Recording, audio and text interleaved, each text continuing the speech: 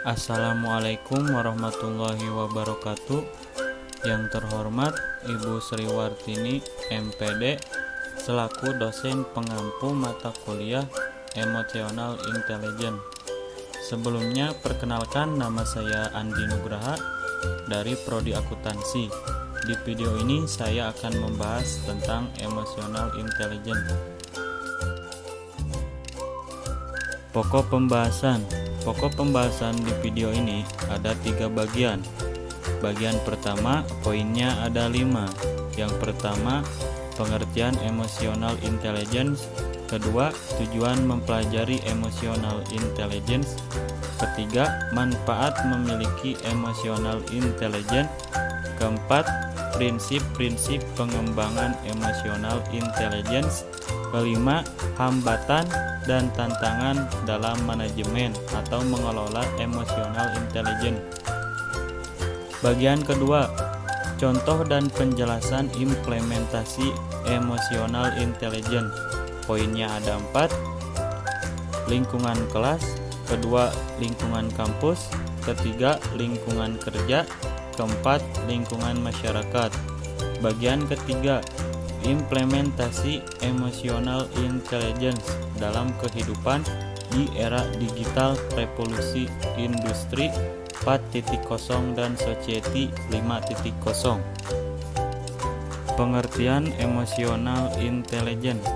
Emotional intelligence adalah suatu kemampuan yang dimiliki oleh manusia dalam rangka untuk mengendalikan, memahami, dan menguasai emosi dalam diri sendiri serta orang lain, dan memanfaatkan kemampuan tersebut sebagai landasan untuk bertindak dan berpikir. Tujuan mempelajari emotional intelligence. Emotional intelligence penting bagi pemimpin dalam suatu organisasi untuk mempunyai kecerdasan emosional sehingga dapat menjaga keseimbangan emosi untuk membantu, memotivasi, dan menginspirasi orang di sekitar mereka. Pemahaman emosional dapat memberikan pengaruh kepada orang lain dengan cara yang positif.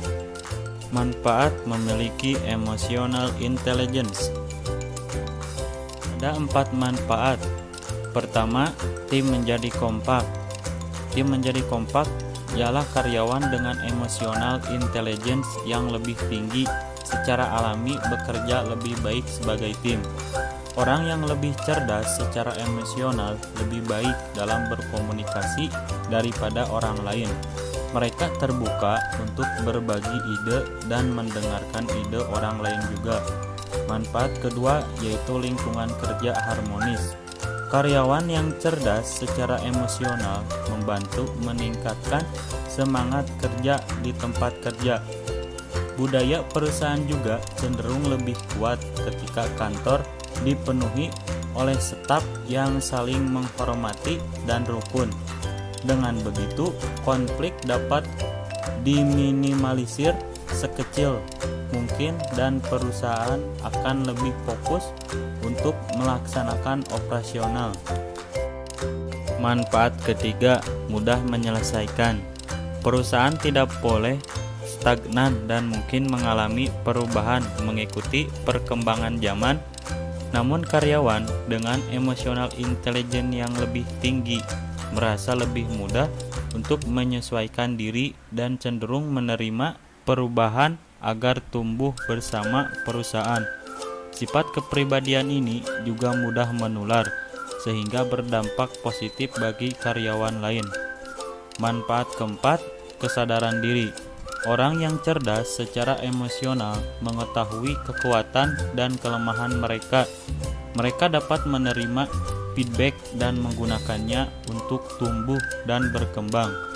Orang dengan kestabilan mental yang tinggi sadar diri dan tahu apa yang mampu mereka capai dalam jangka waktu tertentu. Prinsip-prinsip pengembangan emotional intelligence. Ada 3 prinsip, yaitu yang pertama, kenali emosi yang Anda rasakan. Selalu tanyakan pada diri Anda sendiri apa yang sedang Anda rasakan. Baik saat Anda mengalami kejadian tak mengenakan, mendapatkan kabar baik, bahkan ketika Anda sedang bosan dan tidak bersemangat. Jangan menyepelekan proses ini. Mengenal proses perasaan Anda sendiri bisa membantu Anda memprediksi tindakan apa yang akan Anda lakukan ketika menghadapi situasi tertentu. Anda pun jadi bisa mengendalikan diri dan mencegah perbuatan-perbuatan yang akan Anda sesali di kemudian hari. Prinsip kedua yaitu memahami tubuh Anda sendiri. Kecerdasan emosional berkaitan langsung dengan kondisi tubuh Anda. Ini karena setiap saraf dan sel dalam tubuh Anda saling berpengaruh. Jika Anda stres, Anda bisa kehilangan selera makan atau sulit tidur. Atau jangan-jangan Anda merasa mual karena sedang gugup. Belajar untuk memahami tubuh Anda sendiri akan membantu Anda menyadari perasaan dan reaksi Anda terhadap situasi tertentu. Prinsip ketiga, berpikir sebelum bertindak. Untuk melatih kecerdasan emosional Anda, jangan terburu-buru dalam mengambil keputusan atau melakukan sesuatu.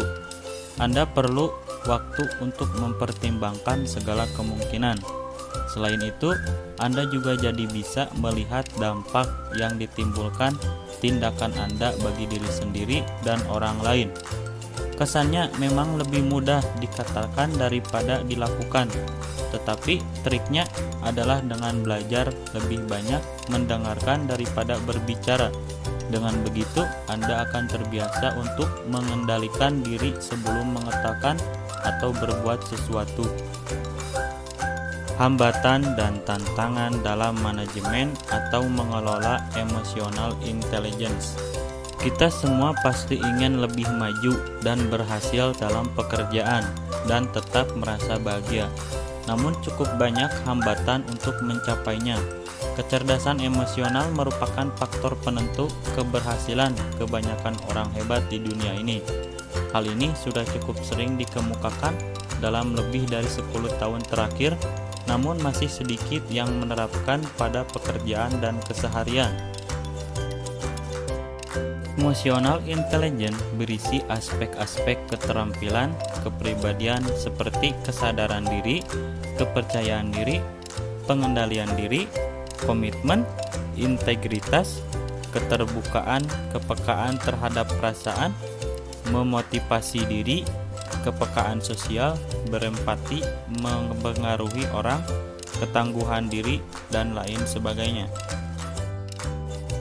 Dengan penguasaan diri pada aspek-aspek tersebut, seseorang akan memiliki prasyarat dasar untuk bisa bertahan dengan gigih ketika menghadapi kesulitan, berinteraksi dengan efektif dengan orang lain, berinteraksi dengan berbagai macam orang, memimpin diri sendiri maupun orang lain, mempengaruhi orang lain, dan lain-lain hal yang berhubungan dengan kehidupan dirinya sendiri, keluarganya, di tempat kerja maupun di lingkungan sosialnya. Seseorang yang terlatih dalam mendayagunakan EQ-nya akan lebih mudah mencapai keberhasilan dalam hidupnya dibandingkan dengan orang yang hanya mengendalikan EQ-nya. Contoh dan penjelasan implementasi emotional intelligence di lingkungan kelas. Lingkungan kelas contohnya dosen ke mahasiswa. Banyak cara yang dapat dilakukan dosen dalam pembelajaran agar mahasiswa dapat menemukan konsep dengan caranya sendiri. Di antaranya memberi waktu yang cukup kepada mahasiswa untuk berpikir, menyediakan sarana pembelajaran yang cocok, bekerja sama dengan temannya, serta memberikan bantuan bimbingan seperlunya. Cara-cara tersebut di samping untuk menumbuhkan pemahaman konsep pembelajaran juga dapat digunakan untuk membangun kecerdasan emosional mahasiswa. Contoh dan penjelasan implementasi emotional intelligence di lingkungan kampus. lingkungan kampus. Contohnya, dengan menyapa teman, yaitu saat bertemu teman di kampus, saling menyapa. Saat menyapa, pasti kita harus memperlihatkan ekspresi yang ceria dan senyum yang simetris sehingga tidak terkesan terpaksa menyapanya dan tidak menyakiti hati teman yang kita sapa. Contoh dan penjelasan implementasi emotional intelligence di lingkungan kerja. Lingkungan kerja contohnya orang-orang yang sedang rapat. Pernah berada dalam rapat ketika sepertinya semua orang berbicara satu sama lain, mencoba mendapatkan kata yang paling keras atau terakhir. Ini juga merupakan tanda-tanda kurangnya kecerdasan emosional. Ketika orang diizinkan untuk berbicara dan orang lain mendengarkan tanpa gangguan terus-menerus, itu berpertanda baik dari EQ sedang bermain. Ini menunjukkan rasa saling menghormati antar pihak dan lebih cenderung mengarah pada kesimpulan konstruktif dalam rapat. Contoh dan penjelasan implementasi emotional intelligence di lingkungan masyarakat. Lingkungan masyarakat contohnya emosi remaja. Selain pergaulan mempengaruhi emosi remaja saat ini, lingkungan masyarakat juga memiliki andil dalam perkembangan emosi remaja. Biasanya lingkungan akan memberikan pengaruh berupa nilai-nilai yang harus diikuti, dianut, dan yang buruk harus dihindari. Salah mengartikan sebuah nilai yang ditunjuk dalam lingkungan masyarakat, maka akan memberikan pengaruh yang besar terhadap perkembangan jiwa remaja. Namun ada kalanya lingkungan masyarakat justru adalah tempat remaja untuk melampiaskan rasa emosi yang didapatnya, baik itu dari lingkungan keluarga, sekolah, atau bahkan lingkungan teman sebayanya. Perlu diingat bahwa apapun bentuk lingkungannya, jika remaja sudah siap menghadapi segala bentuk emosi yang akan dihadapinya, emosi akan terbentuk lebih baik. Penjelasan implementasi emotional intelligence dalam kehidupan di era digital, revolusi industri 4.0 dan society 5.0. Pada revolusi industri 4.0, Schwab berpendapat revolusi teknologi sedang berlangsung dan dinilai memiliki kemampuan untuk mengaburkan batas antara bidang fisik, digital, dan biologis. Secara sederhana, revolusi industri 4.0 mengacu pada pemanfaatan kombinasi teknologi internet dan kecerdasan buatan dalam perangkat yang mempengaruhi hidup manusia. Di awal kemunculannya, revolusi industri 4.0 menjadi momok menakutkan bagi manusia. Sebab revolusi ini disebut mendorong gelombang pemanfaatan teknologi sebagai pengganti tugas yang rutin dilakukan oleh manusia. Revolusi ini kemudian mendisrupsi sejumlah industri termasuk perbankan dan transportasi.